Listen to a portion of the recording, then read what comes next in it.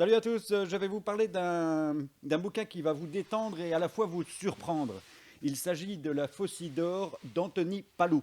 Alors on va suivre les aventures d'un certain David Bourriquot, qui est journaliste et qui a eu pas mal de prix, notamment pour ses bouquins et pour ses articles. Mais il vit un certain déclin.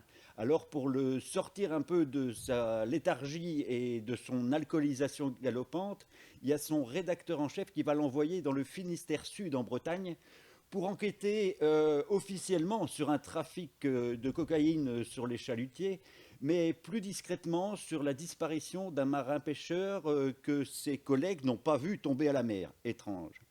Eh bien, figurez-vous que ce David Bourriquot va atterrir donc dans ce bled absolument, il doit avoir 17 maisons, et il est considéré comme un fouille-merde puisque journaliste. En plus, il est parisien, ce qui n'arrange pas les choses. Et donc, il va découvrir ce petit monde, surtout dans un bistrot, ça c'est le moins qu'on puisse dire. Il va rencontrer des personnages très hauts en couleur, notamment un nain héritier très riche d'ailleurs, qui est peintre à ses heures et alcoolique à toutes. Il y a Gwenaël qui tient le bistrot, qui est confronté aux avanies de ses clients fidèles. Et enfin, il y a la belle Clarisse, très belle Clarisse, qui ne le laissera pas indifférent. Et Clarisse, en fait, est la veuve du marin pêcheur disparu peu de temps auparavant.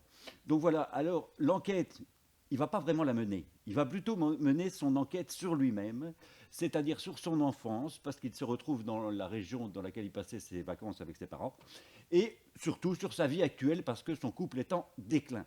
Alors voilà, je ne vous en dis pas plus, c'est un bouquin extrêmement simple, très surprenant, empreint d'introspection et de nostalgie.